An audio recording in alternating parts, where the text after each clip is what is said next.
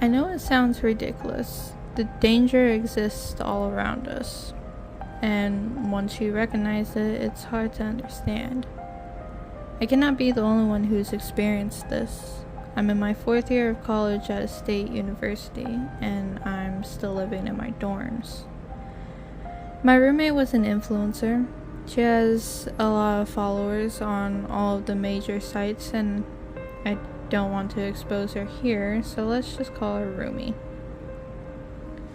Her brand is her lifestyle stuff, in conjunction with her being a student, all get ready with me kinds of stuff. When I first moved in, at the beginning of the fall semester, what annoyed me the most was the amount of crap she had. The room barely had enough space for 2 beds, a desk, and communal space in the middle. When I came in with a couple of suitcases, her side of the room was already full of stuff, all boxes beneath the bed, on top of the desk, and under it.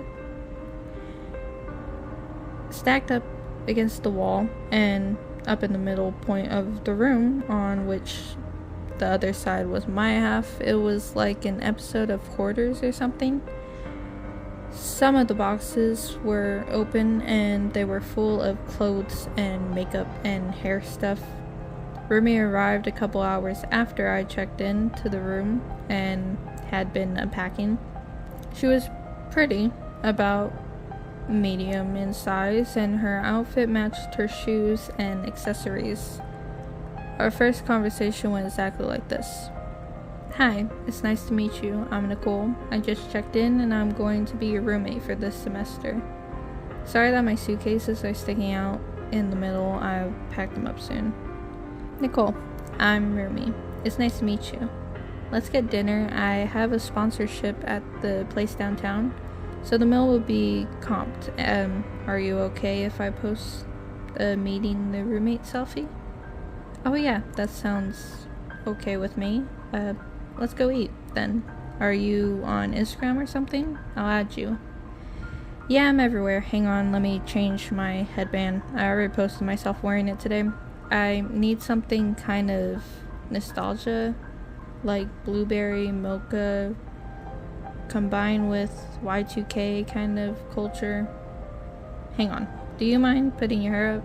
I'll get more engagement that way. And let's go to the bathroom mirror to make it look more casual and spontaneous. I knew she was kind of weird from the start, not like creepy or mean weird, but just weird, like how she did things. So for the most part, I tried staying out of Rumi's way. I was taking 18 credit hours, so it wasn't hard to do, but things got difficult after a little while. Her ringer was always on, always, and her phone wouldn't even be more than half an hour without a loud ding. After 2 near sleepless nights, I decided to comfort her when I woke up for the 5th time at 2 o'clock in the morning. Hey Rumi, are you okay with turning down the volume on your phone? It's a bit loud, I explained in the dark room. Sorry, Nicole, but I have to get ready to engage at all times. I bought earplugs the next day and that fixed it, but I noticed that she never really slept for more than an hour and a half at a time. Since I tended to stay up later to study during the week, I noticed that she would stay on her phone for a few minutes or step outside and make a call. I don't know how she did it, and a couple weeks into the year, I tried tactfully asking her one evening. Today was long. I don't know why I stacked 4 2-hour classes for Friday, since you're always getting woken up at night. How do you do it? It's not hard, it's just part of my life. Do you want the skirt? I did a go to class with me shoot this morning, and I'm done with it. That's how most of our conversations went. I'm a pretty easygoing person, and the earplugs made it easy to deal with, but started getting way harder to bear when the stuff started piling up. Literal stuff. The boxes of crap that lined the walls and the living space started to move towards the center communal area in the room. They were all filled with plastic junk. Come study with me. I got this pencil eraser holder and it's so cute. You guys, you need it. Look, it's metal and it has all these little plates to hold those pencil toppers erasers and those bigger pink ones. And I got mine in ivory to match the calming environment of my desk to go for the serious studying aesthetic. I just love it. If you're interested, the link to purchase them is in the description. Love you guys. That crap would go back to the box on the same day. I ended up speaking to our floor's RA about it, and he scheduled a conflict resolution discussion for the 3 of us. We sat in the shared office, and I was over being polite by that point. The stuff is getting really out of hand. The boxes almost blocked the ceiling lights, and her phone rings all the time throughout the night.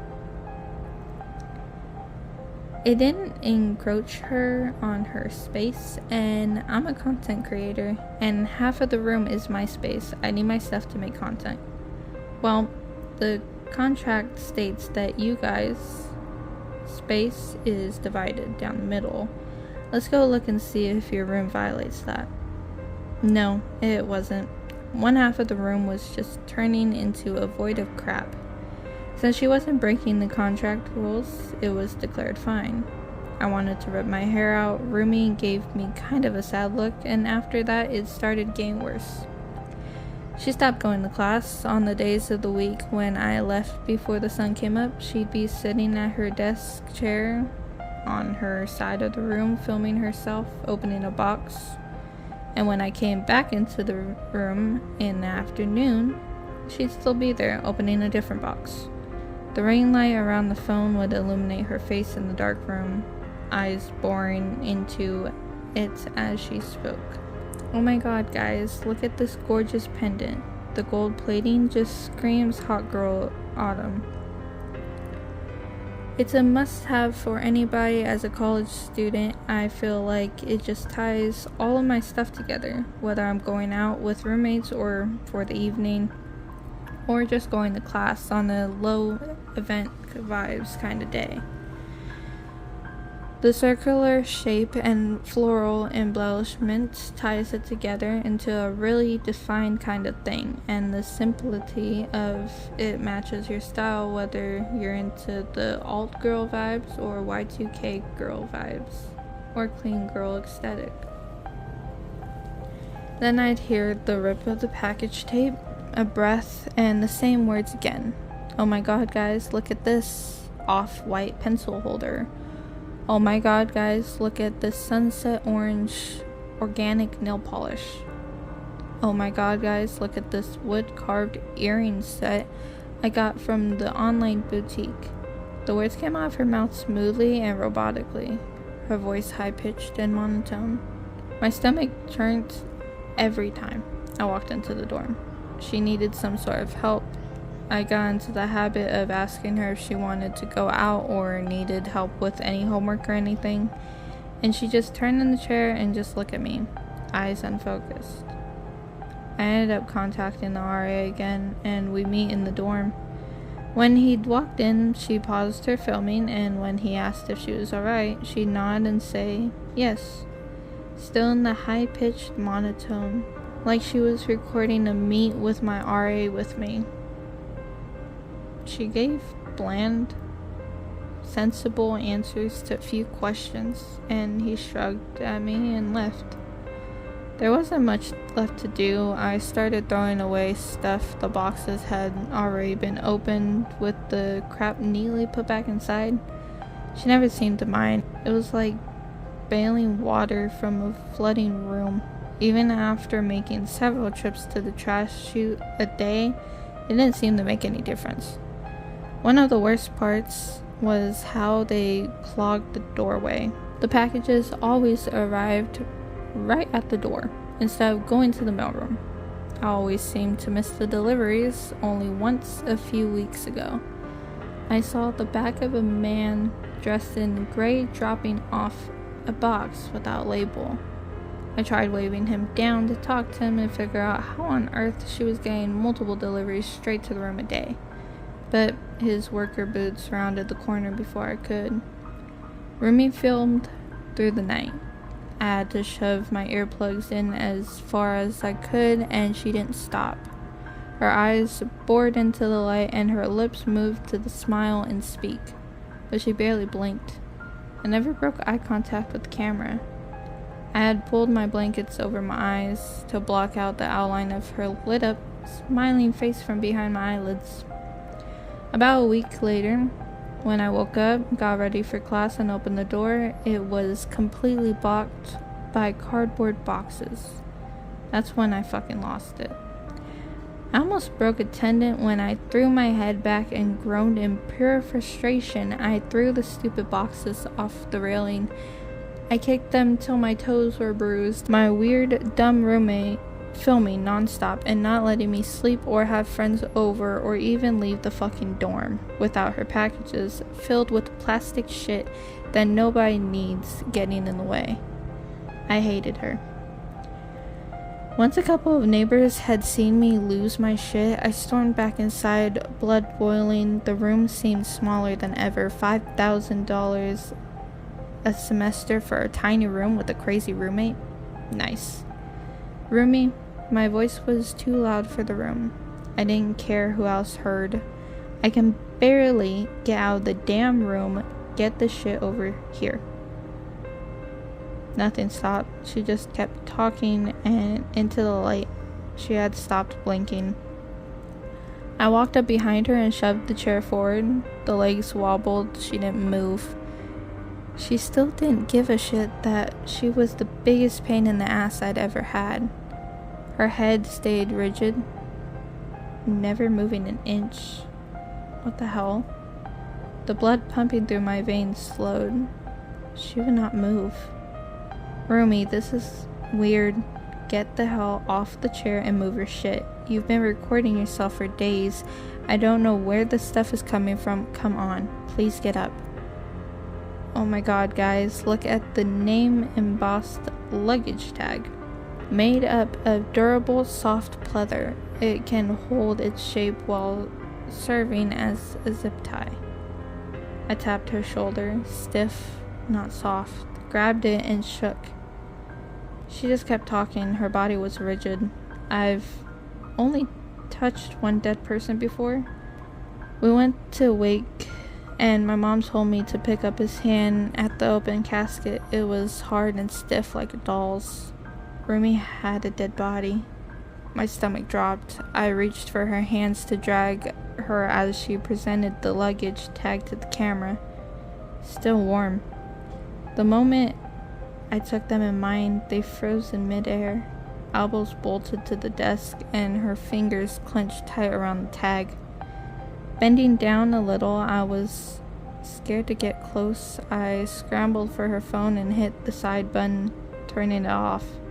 The ring light it stood on fell, the battery popping out as the bright circular beam reeled up to the ceiling, flickered and died. Only some dim overhead lights illuminated the room, half concealed by a pile of boxes. Rumi still didn't blink. She still faced precisely forward, back bent, neck sunken in like a recoiled animal.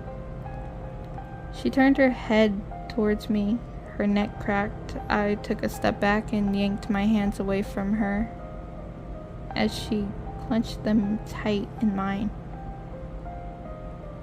9 of my fingers dangled loose in her grasp, flopping like puppets from my knuckles.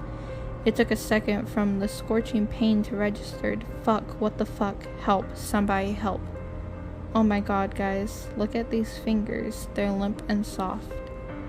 Only her lips moved. Her eyes were still watery and unblinking. Blind. She was blind.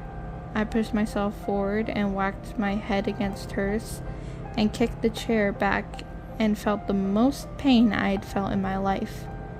I don't remember screaming, but I probably did. Rumi's feet dragged and she fell on to the ground as the spinning wheels wobbled.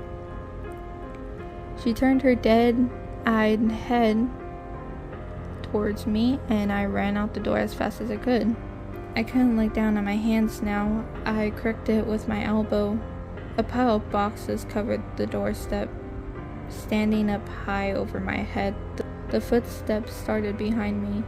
I knocked them over as fast as I could, catching a glimpse of my fingers dangling down to my palm as I kicked and thrashed my arms in every direction, wailing like an animal as my hands connected with the heavy boxes and fresh agony blazed through them.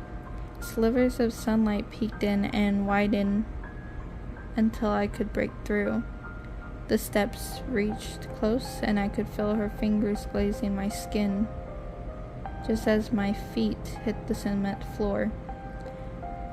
I booked it down the hall and didn't look back. My breaths came ragged and fast and the path in front of me came in a blur.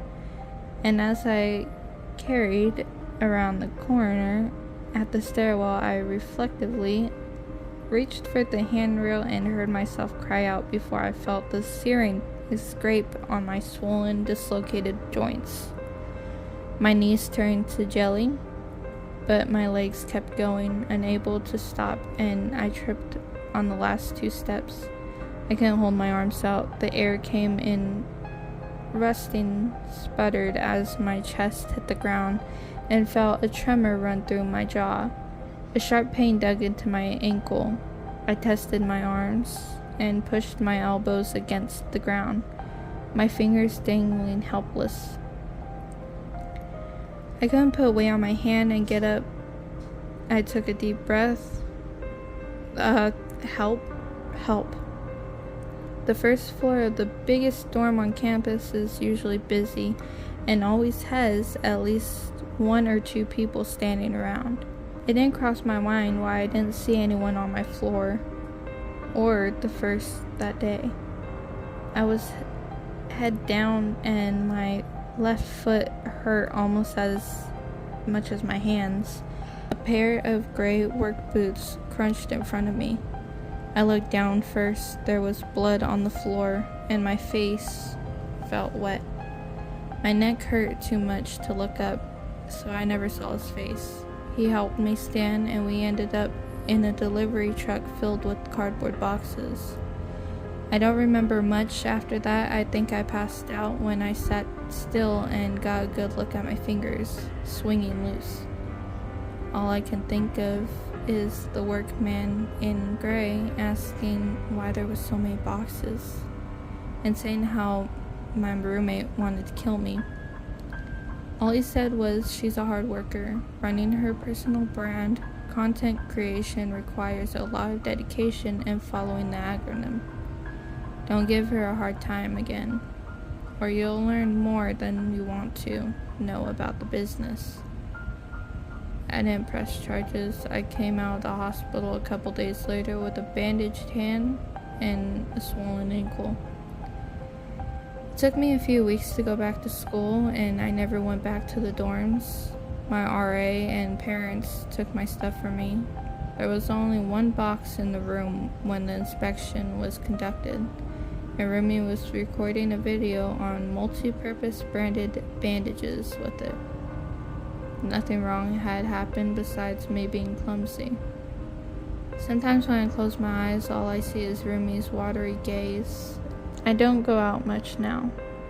When I go to the gym and see a guy videoing his routine, or go out to eat and see a lady filming herself eating the food, I feel my stomach turn. Sometimes their backs are already bent or their eyes don't blink. Please don't become an influencer or content creator. You'll be dead and you won't even care.